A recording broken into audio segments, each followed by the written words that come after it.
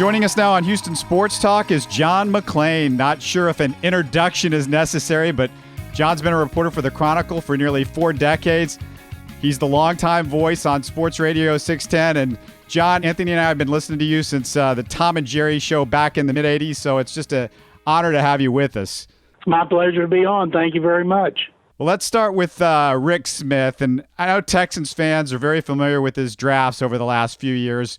Rick has always insisted he's had the final say in what goes on, but from what you know, has Rick actually had the final say on these picks? And why, for the lack of a better term, has he kind of been the Texans' Teflon Don with all the mistakes over the years with the management?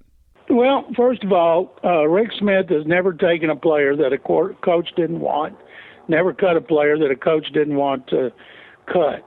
So anybody that thinks he's making draft picks without the coach sitting right there next to him is mistaken. I've never known that to happen under Kubiak or in his short time under Bill O'Brien.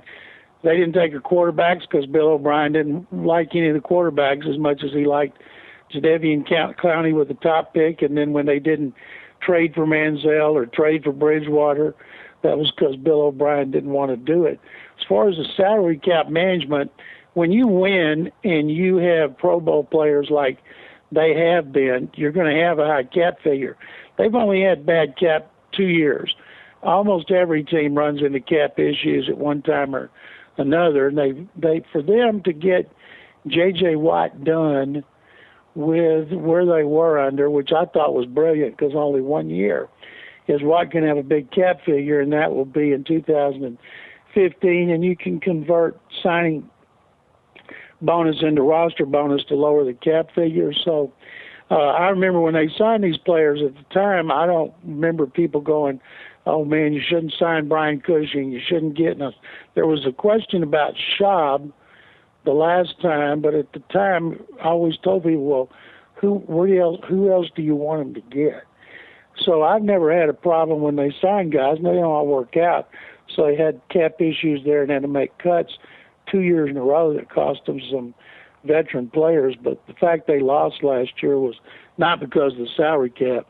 Well, you mentioned quarterbacks, and that position is obviously huge. And one of the strange decisions I kind of feel like by Rick and the Texans draft people is what a low priority the Texans have put on the QB in the draft over the years. I'll just contrast it with, say, the Patriots, for example, who since 2008 spent a second on Garoppolo. They've spent a third on Mallett. They've spent a third on Kevin O'Connell.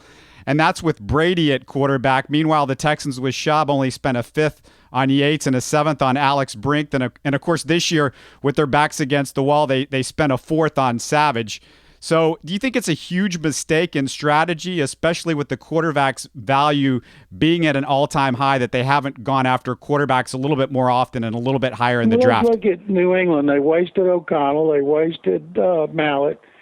And if Brady plays like he wants to till he's in his 40s, they will have wasted Garoppolo. So I don't know why, when you've got a great quarterback like Brady, you would use all those high picks on quarterbacks. And I know why they took Mallett third, because they had a first-round grade on it.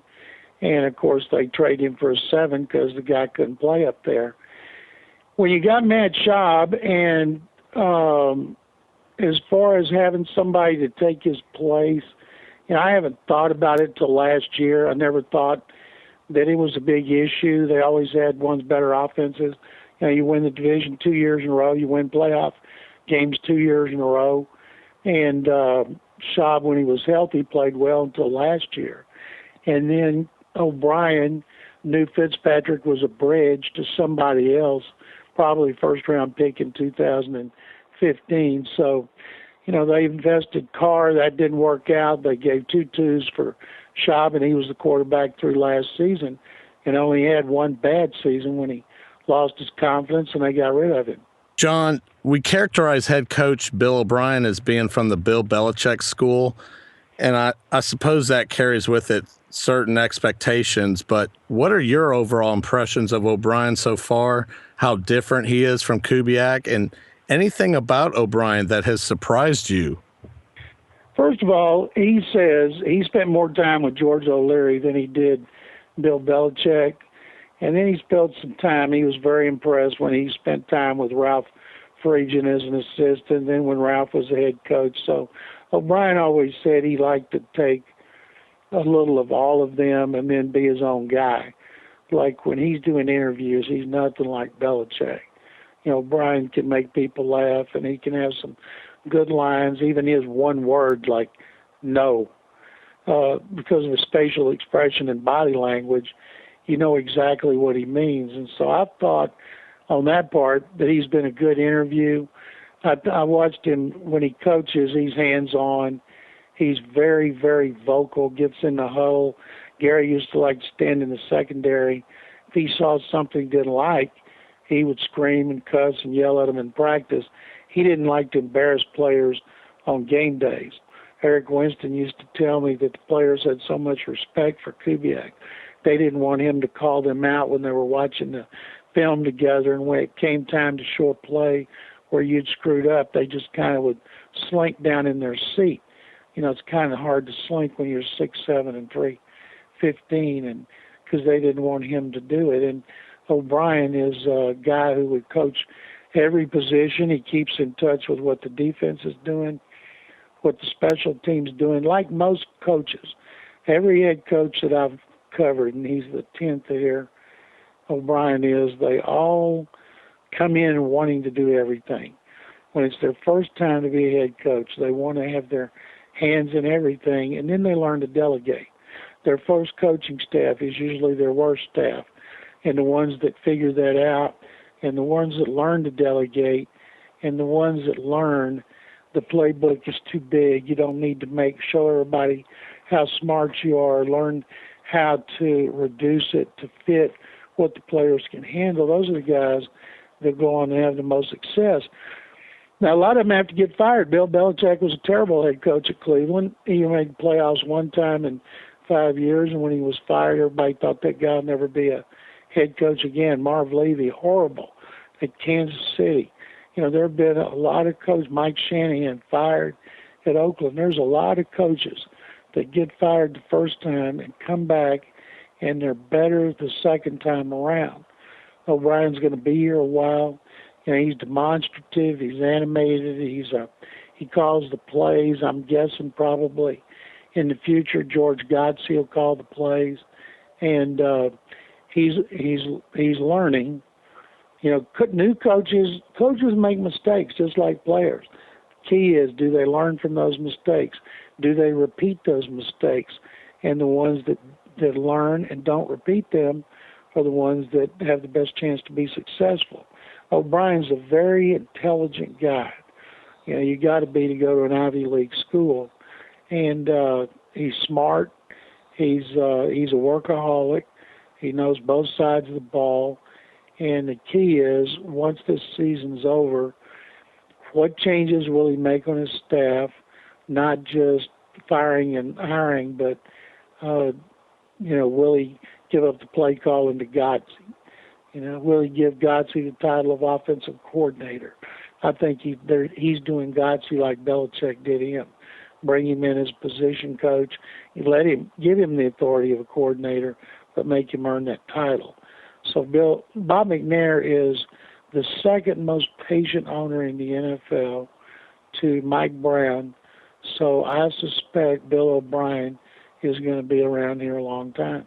One last thing, John. In the last year, you've been a part of 2 NFL Network Oiler-related documentaries from their Football Life series. I thought the 93 Oilers doc was fantastic. Wasn't quite as happy with the Warren Moon documentary, but just curious as to what you thought of them, and was there a story missing from either of these that you really wish was in there? The time restraints on the 93 Oilers prohibited so much. I spent about 2 hours with them telling them stories that they just didn't have time to get in because so much happened that season. It was the wildest, most tumultuous season in the history of the NFL for one team. I used to challenge other media people, make that statement, and they go, "Oh, no, man, I had this happen and that happened." And I'd say, "Really?" I'd say, "Well, here's what we had happen that year." And then they go, "Wow, no, I can't beat that." It's almost like you're playing poker. So they really needed at least 2 hours to do that. And as far as the Moon, I did an interview with them. They came in here. They interviewed me during training camp, and they interviewed. I guess they interviewed a lot of people. And when you think about everything that goes into one of those things, they spend a lot of time and effort and money traveling around the country interviewing people. And so I'm guessing, actually I know a bunch of people they interviewed that never made the finished product. But did I have a problem with it? No, I didn't have a problem with it. Did you enjoy the 93 documentary overall, what they could include? That was such a fun season. No, I wouldn't have added anything. That was such a fun season. I'd forgotten a lot of it, even though I covered it.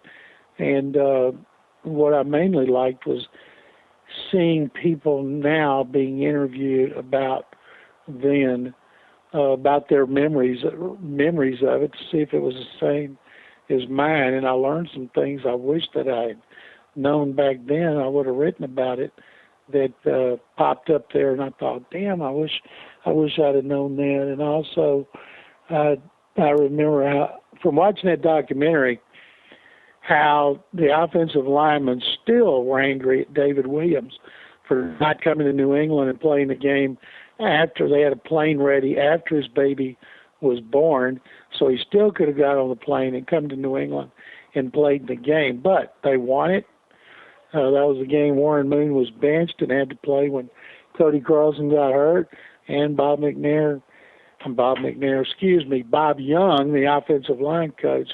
It's when he came out of the dressing room and compared David not being there to a soldier not wanting to go to war, staying home while his baby was born, and that created a national controversy that ended up with Vice President Al Gore blasting Bob Young in speeches like he was a Neanderthal.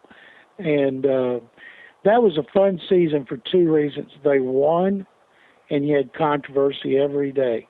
There was a different story every day. I wish, and I've told the NFL Network people this, the next one they should do, and I realize they don't want to have too many Oiler-related since the Oilers are not in business, but I told them, I said, if you guys do one during the Jerry Glanville era, you will have more incredible stories on that one than you have or as many incredible stories on the Jerry Glanville era as you did on the 93 Oilers. And I threw a few of them out there at them, and so I'm hoping that they do one on that. As far as I'm concerned, guys, they can't do too much on anything Oiler-related because I don't want the Oilers to die. And I used to tell Bud Adams, he was sitting on a whole warehouse of Oilers stuff, to give a lot to the Texas Sports Hall of Fame in Waco so people will remember the Oilers, because we don't have anything. So if we have to keep them alive on film that's shown on NFL Network, then that's a way to preserve the history and the tradition and everything that we cherished about that franchise for all those decades. Yeah, I love having you and Dale and these guys around that were there and keeping the whole thing alive. And you've been listening to Chronicle Reporter, Sports Radio 610 Voice, and of course, Screen Actors Guild member John McClain.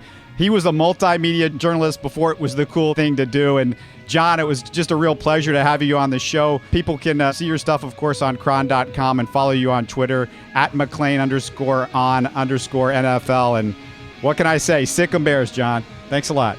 Thank you guys very much. I'm available anytime. Just let me know. You can listen to more of our interviews and podcast on HoustonSportsTalk.net. Subscribe to Houston Sports Talk for free on iTunes or on the Stitcher app.